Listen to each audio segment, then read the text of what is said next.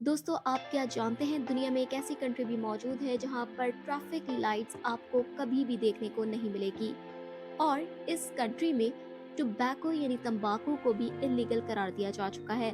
South Asia में eastern Himalaya पर वाक़ एक छोटा मगर इंतहाई हसीन मुल्क भूटान है, जिसके बारे में हम आज आपको अमेजिंग फैक्ट्स बताने जा रहे हैं। ये मुल्क नॉर्थ से चाइना और साउथ से इंडिया के दरमियान वाक़ है। इस मुल्क को वहाँ की लोकल लैंग्वेज में ड्रोक्योल यानी थंडर ऑफ ड्रैगन कहा जाता है। तो इस कंट्री की खूबसूरत और अमेजिंग फैक्ट्स आज हम इस वीडियो में जानेंगे, तो वीडियो को लास्ट तक जरूर देखिएगा। और अगर आपने अभी तक मेरे चैनल को सब्सक्राइब नहीं किया तो what are you waiting for, जल्दी से जाइए और मेरे चैनल को सब्सक्राइब कर दीजिए, ये बिल्कुल फ्री है। दोस्तों, भूटान दुनिया की वो वाहिद कंट्री है जहां एक भी ट्रैफिक लाइट मौजूद नहीं है।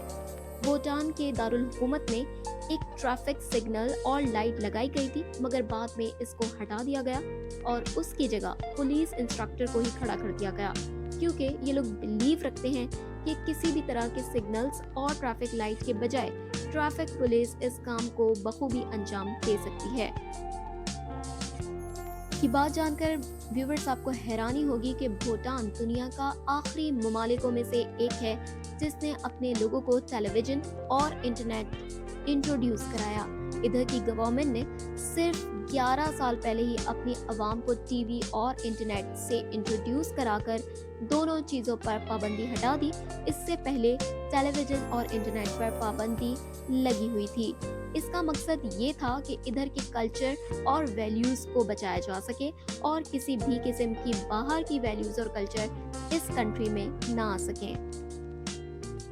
थर्ड अमेजिंग फैक्ट, भूटान दुनिया का वाहिद मुल्क है जो कार्बन नेगेटिव में शुमार किया जाता है, जिसका मतलब ये है कि ये ज्यादातर कार्बन डाइऑक्साइड अब्सॉर्ब करता है अपने प्रोड्यूस करने से ज्यादा। रिसेंट ईयर्स में इंडस्ट्रियल डेवलपमेंट इधर एक बहुत बड़ा चैलेंज नजर आ रहा था, मगर देखा ये गया है कि 2.2 million yearly ton carbon dioxide यहाँ के फॉरेस्ट ऑब्जॉर्ब कर लेते हैं, जिसके बाद ये दुनिया का वाहिद नेगेटिव कार्बन मुल्क बन गया है। व्यूअर्स, भूटान के बारे में कहा जाता है कि ये एक ऐसा मुल्क है जो जानवरों को पालता है।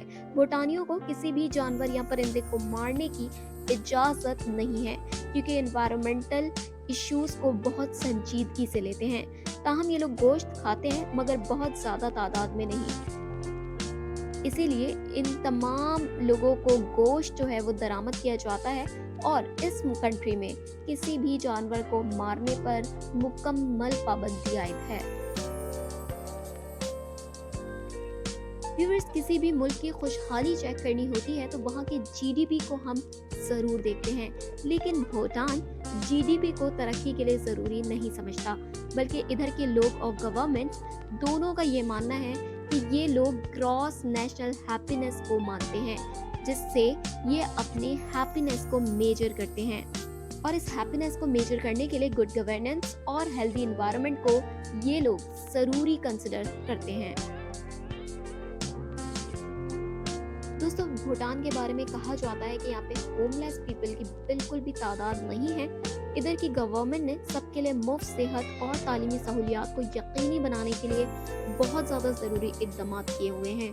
बच्चों की अमवात की जो शरह है वो यहाँ पर थोड़ा संगीन मसला है, लेकिन इसमें भी काफ़ी बेहतरी आई है। ज़्यादातर लोग यूनिवर्सिटीज़ से तालीम हासिल करते हैं और जिनका घर नहीं होता वो गवर्नमेंट लेवल पर घर हासिल करते हैं, इसलिए यहाँ पर होमलेस पीपल की बिल्कुल भी तादाद नहीं है। हमारा लास्ट फैक्ट बहुत ही फनी है और बहुत ज़्यादा मज़ा आएगा ये सुनकर आपको कि यहाँ पर यानी भूटान में एक रस्म है जिस पे को कहा जाता है कि इधर जब भी आपको कभी खाने की पेशकश की जाए या खाना पूछा जाए तो आपको सबसे पहले उसको रिफ्यूज़ करना है और मना करना है। यहाँ का ट्रेडिशन है कि आप कभी भी फर्स्ट टेक में खाना नहीं खाएंगे और मीशू करके यानी मना कर देंगे। मीशू का मतलब यहाँ पर ना के बराबर है, तो आपने मीशू करना है और ना कर देना है। व्यूअर्स, ये तो थे कुछ अमेजिंग फैक्ट्स। अगली वीडियो किस टॉपिक पर होनी चाहिए हमें कमेंट में ज़रूर बताइए। और अगर आपको ये वीडियो अच्छी लगी हो तो लाइक को प्रेस कर दीजिए और सब्सक्राइब को प्रेस कर दीजिए, बेल आइकन को ज़रूर दबा दीजिएगा। मिलते हैं नेक्स्ट वीडियो में, अपना बहुत सारा ख्याल रखिएगा। टिल देन, अल्लाह हाफ़िज़।